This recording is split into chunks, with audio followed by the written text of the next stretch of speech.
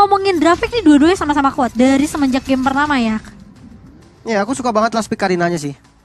Aku suka banget last pick Karina dari teman-teman RRQ karena memang Cloud-nya juga udah muncul gitu kan. Yang kita tahu lah Blazing Duet kena Karina itu ya ampun susah banget kan jadinya. Dan ya kalau misalkan kita melihat kompleks ya kali ini mungkin bisa dibilang walaupun nggak terlalu powerful banget tapi Todak ini cukup kompleks. Dia punya crowd control, dia punya burst damage juga nantinya pastinya dari Cloud. Dan dia punya frontliner yang cukup kuat dari Baxia ataupun Ruby. Let's see.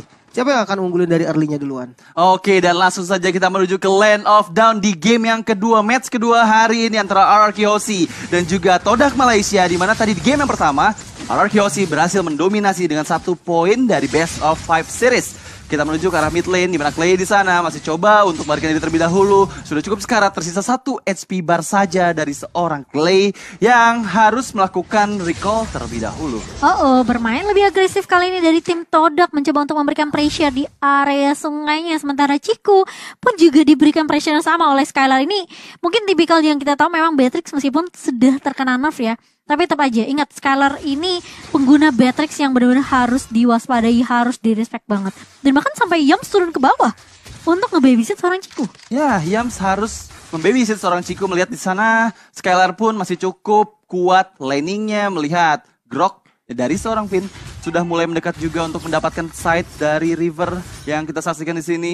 Tapi jangan lupa juga buat teman-teman semua yang lagi pada nonton, kita ada promo dari GrabFood di mana kalian bisa mendapatkan diskon hingga Rp20.000 serta mendapatkan pulsa gratis. Caranya gampang, tinggal scan QR code yang ada di bawah ini tapi lihat ke arah tengah di mana Finn di depan sana sudah cukup sekarat flicker dan harus melarikan diri terlebih dahulu. Iya, tidak mau terlalu overcommit juga kali ini. Dan bahkan Yams ini keberadaannya yang selalu rotasi terus menerus juga perlu diwaspadai oleh RRQ Hoshi. Membuat armamen RRQ Hoshi nggak bisa terlalu mungkin free ya seperti game pertama, karena ini udah mulai ada yang tahan badan di area depan, mulai ada yang coba untuk ngebuka vision juga. Ciku kali ini masih sama-sama level 3 juga dari kedua god laner. Gak mau terlalu overcommit dari kedua pemain ini, dan bahkan mereka coba untuk mungkin nahan terlebih dahulu, ngecicil ngedapetin gold turret di 5 menit pertama. Sementara dari turtle sudah mulai spawn. Ya, kita lihat di sini turtle yang pertama berhasil diamankan dengan seorang Albert. Baik sekali, downing lah dikeluarkan untuk memukul mundur Yams yang masih cukup sustain. Albert di depan sana, Watchers didapatkan dari seorang R7 dan betul saja 2 orang hilang. Sementara itu R7-nya masih ingin coba beli. Spectral Step dikeluarkan, belum bisa untuk mengeksekusi Moon yang tadi berdiam diri mengeluarkan reward manipulation. Tapi di arah bawah datanglah Ciku, entah dari mana yang tiba-tiba menyambut dengan Blazing Duetnya ke arah Finn, Cimomo. Iya, membuat Finn harus terpick off begitu saja, dan bahkan kali ini reset lagi dari kedua tim. Ini yang justru ya cukup berbahaya juga ketika Ciku yang kita tahu Cloud-nya ini punya satu buah ini kan Battle Mirror of Image. Betul. Ini jadi yang membuat dia bisa mobilitasnya tuh tinggi banget. Jadi informasi harus benar-benar terus update dari RRQ Hoshi. Kalau misalnya Skylar ngeliat, wah ini Cikunya missing nih, gak ada di bawah. Ini harus mulai hati-hati juga. Dan satu buah sniper tentunya dari sebuah Skylar. Dari seorang Skylar membuat Ciku harus mulai respect terhadap damage yang dimiliki oleh seorang Beatrix. Dan untuk itemnya, wow, Skylar dari Ciku maksudnya ya, dari Ciku dan Skylar ya pastinya. Ini pertarungan yang sangat-sangat mengerikan. Tapi dari Ciku ini dia nggak pakai sepatu loh. Dia berani banget dan sebenarnya di mid lane. Di bagian itu kita lihat dari Watchers baik sekali mendapatkan seorang Moon. Ngasih coba untuk lebih, Momonya menjadi target selanjutnya. Tapi tadi benar-benar miskalkulasi damage dari Moonnya ya. Nggak memperkirakan kalau misalnya ada Finn yang melakukan flicker dan juga Watchers ke arahnya. Tapi kita lihat di sini juga ada Transformer Pass yang bisa kalian dapatkan di in-game Mobile Legends. Jadi login sekarang, lalu ikuti questnya dan akan dapatkan Transformer Pass. Karena kalian di sana bisa mendapatkan banyak sekali skin-skin terbaru, juga Battle Recall dan juga Battle Emote. Tapi kita merujuk ke arah game ya, di mana Finn tertarik oleh Ammo Vended. Finn dalam bahaya, Reward Manipulation di pop up, belum mendapatkan siapapun di sana. Target selanjutnya adalah R7. R7 harus lari ke belakang, tapi Polistar pun dari Formace. 3 orang terkena, malah Momonya yang harus hilang di tangan seorang Clay. Baik sekali, killing spree didapatkan oleh Albert. Dan turtle yang kedua sepertinya tidak akan dikontes oleh Todak Malaysia, Cimomo. Lihat Skylar yang sabar banget tadi nunggu di area bushnya. Dia benar-benar nungguin formasinya sampai offside banget. Dia langsung keluar dari bus dan bakal coba dibalikin keadaannya kali ini. Tapi Moon bakal coba dikejar, lari dengan sprint. Takut ada seorang Albert, tapi bahkan Momo pun mencoba untuk membackup dengan sangat amat baik. Sehingga membuat Moon masih bisa survive. Lari ke belakang terlebih dahulu, melihat di sana darahnya atau HP-nya sudah cukup terkuras. R7 di arah atas, coba untuk mengamankan gold trap-nya. Textile trap dikeluarkan, R7 beradu mekanik dengan Formace yang mungkin kalau bisa dibilang Esmeralda adalah natural counternya di Rod, tapi kita benar-benar menunggu nih momen apa dari seorang R7 dengan di Rodnya ke arah seorang Esmeralda Formace. Tapi sementara itu dari emblemnya, Lim. Tapi tunggu dulu di arah bawah, malah Cikunya yang hilang, entah kenapa. Kita lihat tadi benar-benar backup dari Vin yang mendapatkan Ciku harus hilang lagi, lagi dan lagi, di zoning out begitu saja. Yums dalam bahaya, nggak bisa lari kemana-mana. Tahu yang belum bisa dikeluarkan dari seorang Albert. Albert dikejar, mau nggak mau lebih karena dia harus berhati-hati. Terlihat 3 orang player di area bawah. Dia harus memikirkan apabila ingin coba masuk ke arah Albert, harus memikirkan cara keluarnya yang terbaik. Gimana caranya, Cimomo? Iya, ini numbangin 2 pemain tentunya di area bawah. Cukup untuk organisasi dan bahkan Formace pun tumbang di area atas karena kita tahu seberapa kuatnya Darat untuk di early-nya. Ini membuat Lim juga nggak sanggup untuk memberikan analis karena fight terus ya, Lim ya? Iya benar, karena memang fight-nya ini dari awal sudah ada gitu kan, apalagi dengan hero-hero inisiator yang banyak banget dari kedua pihak, bahkan Ciku. Iya, di fight terus-terusan dan bahkan Cikunya tumbang begitu saja. Ion Bandit dari seorang Yams kali ini, tapi lihat Mystic dari seorang Finn dari seorang Clay membuat tentunya 2 pemain dari Todak tidak mampu untuk melakukan lanjutan lagi. Dan bahkan kali ini meskipun ada 1 Buffling Sarmon, Formace bakal coba dipukul mundur dan bahkan Yam pun tidak sanggup untuk menahan damage yang keluar dari arah Kiyoshi. Dan bahkan mereka sudah sampai masuk ke area jungle dari pemain-pemain Todak. Dan buat teman-teman juga yang pengen lihat live secara langsung dari MSC, kalian bisa ikutin juga MSC Live Carnival. Dan jangan lupa ya tentunya langsung aja di follow di TikTok kita di MSC 2022. Sementara itu kita lihat karena Rivernya R7 Flicker untuk melarikan diri ke area belakang karena dikejar oleh Momo yang coba untuk melakukan inisiasi ke arahnya. Di area mid lane-nya, turret pertama berhasil dihancurkan. Skylar baik sekali menggunakan Weskernya untuk mendapatkan turret di bagian mid lane. Sementara itu Dining Light dikeluarkan untuk meng-clear minion terlebih dahulu. Melihat di sana sudah ada 3 orang player yang bahkan menuju ke arah bottom lane. Target menjadi outer turret di arah bottom lane ini adalah target selanjutnya dari tim RRQ Hoshi. Karena mereka cukup unggul, 5.000 bahkan 6.000 net worth diunggulinya di menit ke-7 ini. Sedangkan dari tim Todak masih cukup kesulitan untuk mempertahankan setiap lini wave-nya.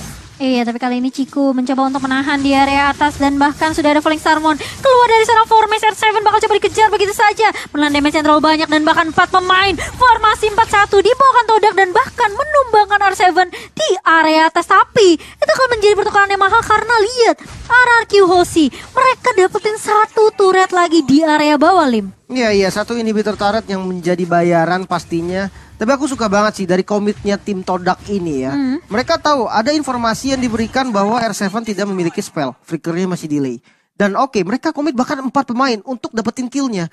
Jadi untuk ya masalah disiplin nih, mereka disiplin banget. Walaupun memang dari RRQ juga dia pinter untuk mengambil kesempatan gitu kan. Ini momennya nih, R7 bakal diincar. Oke, kita mirroring, kita dapetin inner turret. Dan ya ini hasilnya inner turret yang di bagian bottom lane udah berhasil diamankan sebagai trading kill R7 tadi. Iya, ini pelan-pelan tapi pasti ya sebenarnya ya Radit ya. Dan cukup kesulitan juga di menit ke-8 ini, di mana Todak hanya mengumpulkan 3 poin kill saja berbanding terbalik dengan RRQ 9 poin pin. Kita lihat dulu ke arah mid-nya di mana Vin di sana menjadi target dari tim Todak Malaysia. Tapi Downing Light dikeluarkan mengeluarkan Ciku. Baik sekali combo yang dikeluarkan dari Downing Light dan juga Renas Apati dari seorang Skylar mendapatkan Ciku yang memiliki tersisa sedikit saja HP di area mid lane-nya. Tapi kita melihat di Lord yang ke pertama ini sudah mulai spawn di Lane of Dawn. Akankah Formace mengganggu di sana? Coba untuk ke arah depan terlebih dahulu. Harus berhati-hati karena Momonya yang dalam bahaya. Sedikit saja SP masih bisa melarikan diri dengan terus poisons-nya.